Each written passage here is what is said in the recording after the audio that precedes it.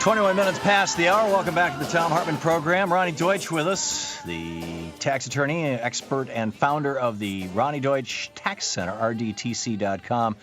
And Roni, we got a whole bunch of callers here from all over the country. Before we get to them, though, just one other question that again, is, I get a lot of emails on these things and folks in the chat room and whatnot.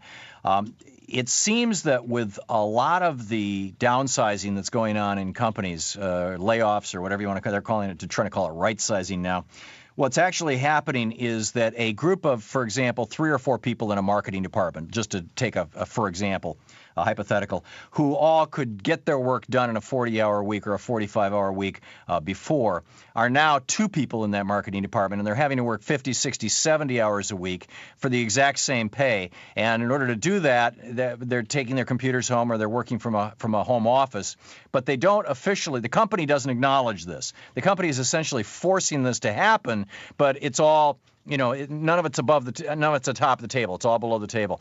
And so in order to do the work, people are having to work from home extra hours, but they don't officially have a relationship with their employer that defines a home office or requires one. Is there any way to take that home office, that de facto home office, and claim it?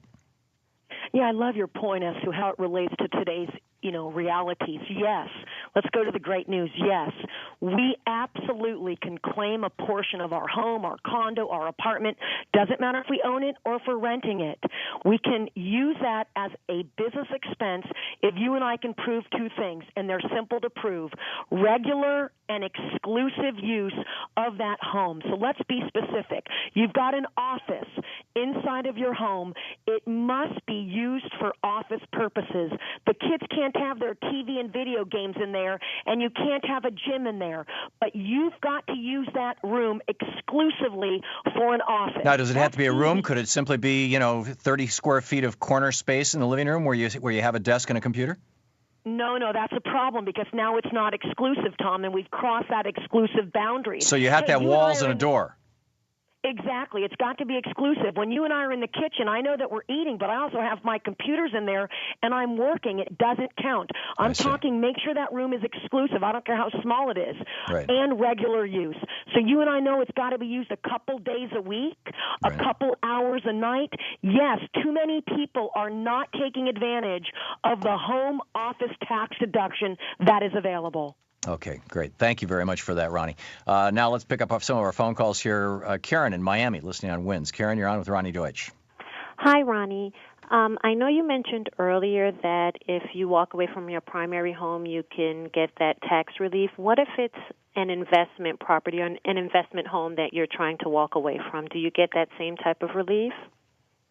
First of all, Karen, I love Miami Beach. You've got great food down there. Let me tell you the bummer news about this new law. Thank you, Karen. You know that the Mortgage Debt Relief Act of '07 wants people that walked from their home to not get screwed and have to pay taxes on the debt that were forgiven. Unfortunately, Karen, that law has not been extended to investment property.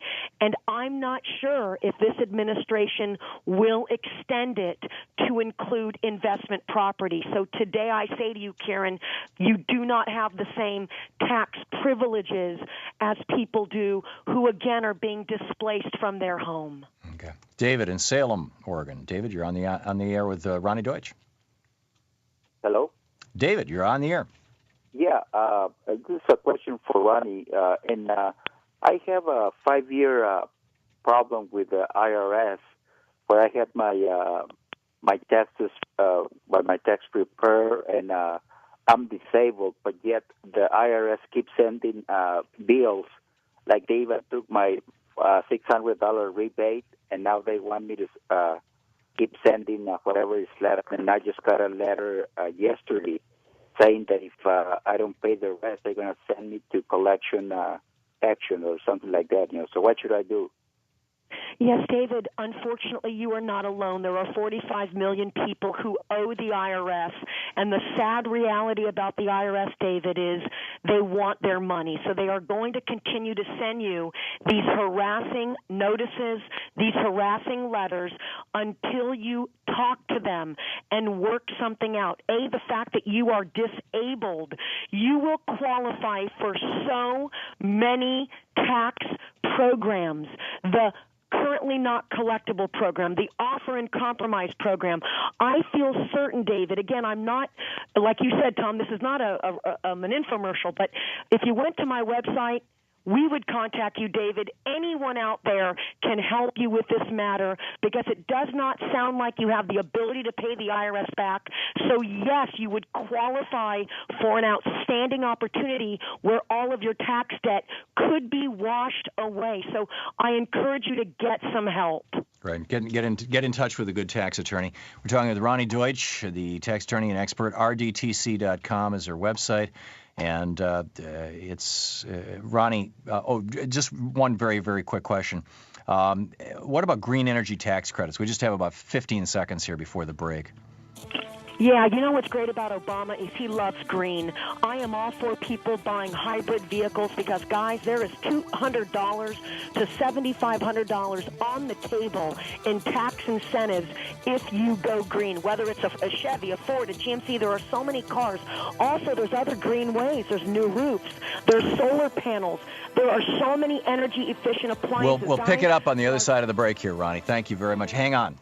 You're listening to the Thom Hartmann Program. Call 866-303-2270.